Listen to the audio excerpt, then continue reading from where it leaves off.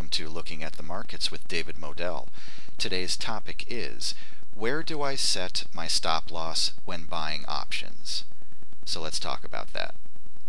The time to decide where to set your stop loss is before or during the purchase of a call or put, not after.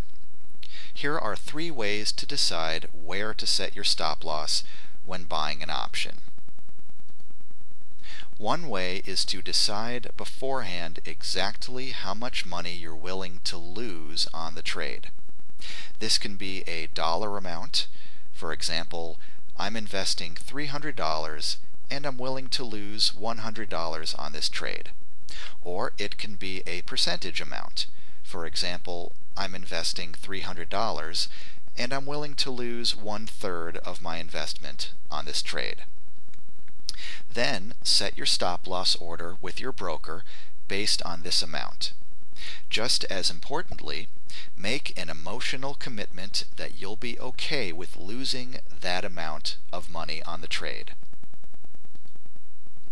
Another way is to decide beforehand exactly how much time will pass before you'll exit the trade.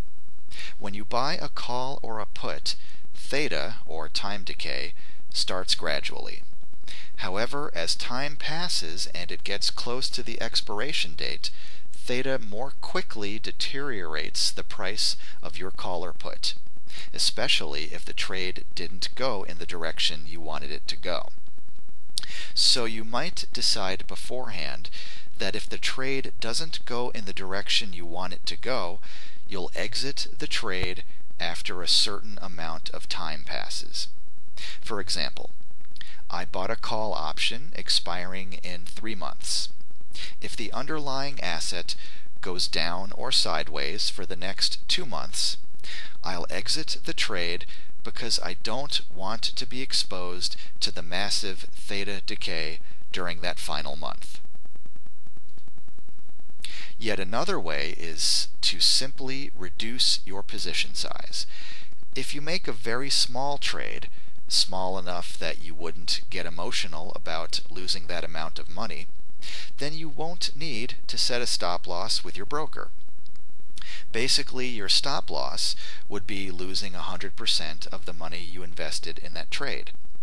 That might sound drastic, but it's not such a big deal if you're putting a very small amount of money into the trade. Think about it. Losing 100% of a $100 trade isn't any worse than losing 1/3 of a $300 trade.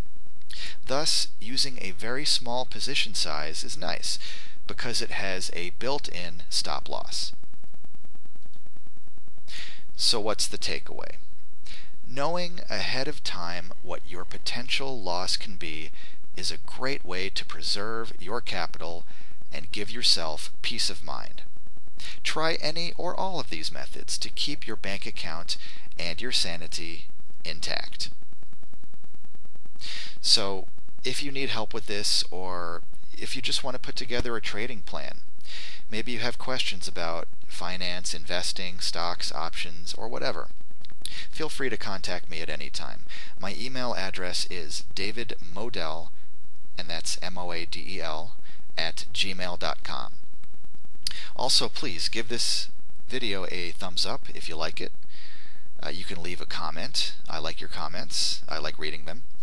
And if you want to subscribe to my channel, that would be great. Go ahead and subscribe because that way you'll get the latest updates on new videos. Alright? So thank you so much for listening, and I'll talk to you soon.